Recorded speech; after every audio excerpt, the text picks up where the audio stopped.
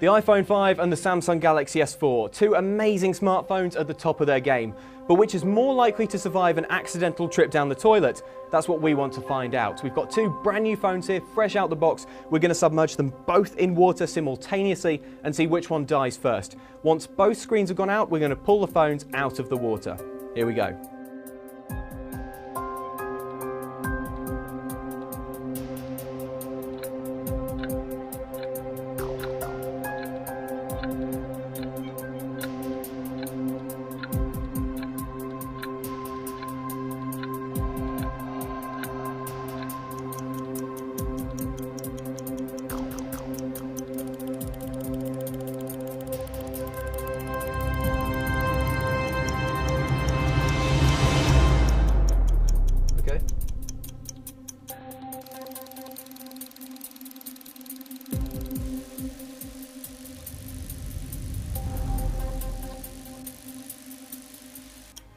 So the iPhone 5 has gone out, but amazingly the S4 is still going. There's a bit of flickering, but it seems to be repairing itself, and the screen hasn't gone out yet. It's been a long time.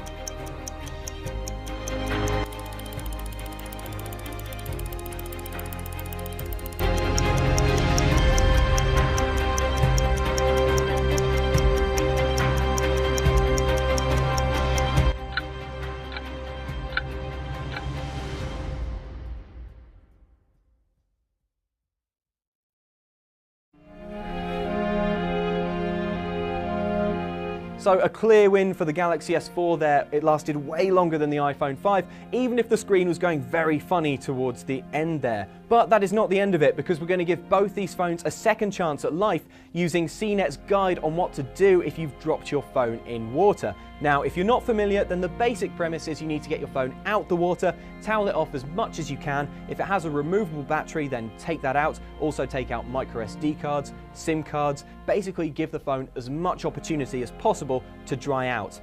Then you need to put the phone in a container filled with uncooked rice. The idea is that the rice draws out any moisture that might be left in the phone.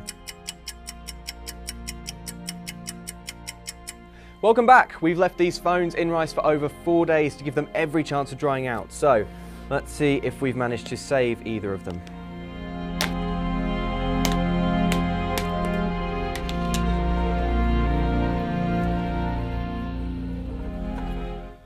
Rice in the headphone socket. Get that out.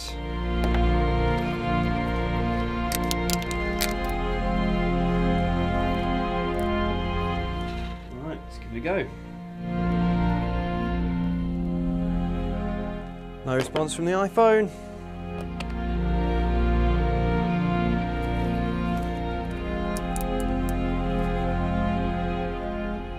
Oh, hello. The Galaxy S4 is alive. It didn't need its charger. It's coming back to life, I think. Is it going to work? It looks okay. So the S4 amazingly seems to be working. The screen seems responsive everywhere. If I fire up the camera, even that seems to be working as well. It seems completely fine. That's very impressive because this phone was underwater for over 2 minutes. I know I couldn't be underwater that long, so I'm impressed. The iPhone, meanwhile, is not switching on, but we're going to plug it in just to see if that brings it back to life. We have life on the screen. We have the Apple logo. And it's recovered. That is amazing. I fire up the camera. That seems to be working fine as well. So, unbelievably, I'm genuinely amazed by this, but both phones have come back to life. That is shocking because they were underwater for over 2 minutes. However, the Galaxy S4 is in a much better condition than the iPhone. Although they both have working screens and the cameras seem to work, there is quite a lot of damage underneath the screen. If you tilt the iPhone towards the light, you can see it looks like not all of the water has been removed from underneath the screen. It also keeps turning itself off every few seconds with the screen going a bit weird, and we're having a little bit of trouble making the SIM card work. Overall, I think it's fair to say the S4 definitely wins this dunk test. I'm amazed that either phone is alive, frankly, but nothing seems wrong with the S4. It appears to be working as if it hadn't been underwater at all.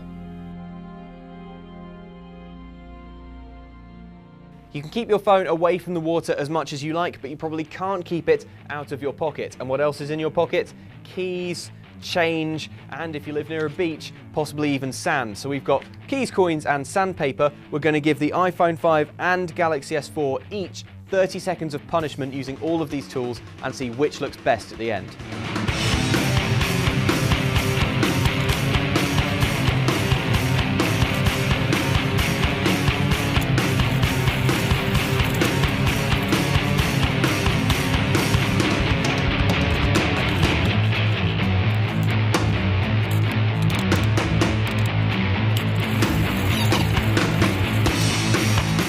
Both phones managed the coin and key test, taking basically no damage, but it was a different story when it came to the sandpaper, and now both of these phone screens are very scratched up.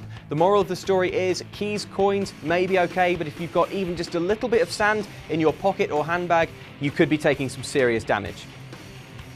It's hard to call a winner here because neither phone has really taken more damage than the other. They both managed pretty well though. I was being very aggressive with all three of these tools, and both of these phones are still very much usable. We've drowned them, we've clawed at their faces, but there's one test we're yet to perform.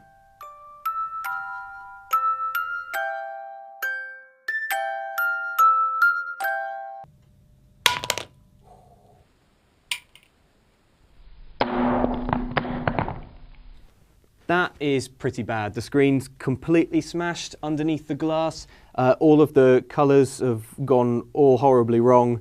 If I poke it a bit, I can see that the display is doing all kinds of weird things. There's no coming back from that.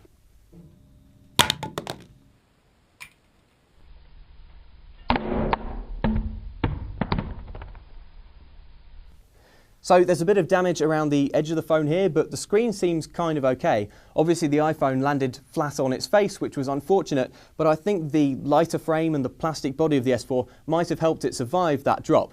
Just to be sure, let's drop it a few more times.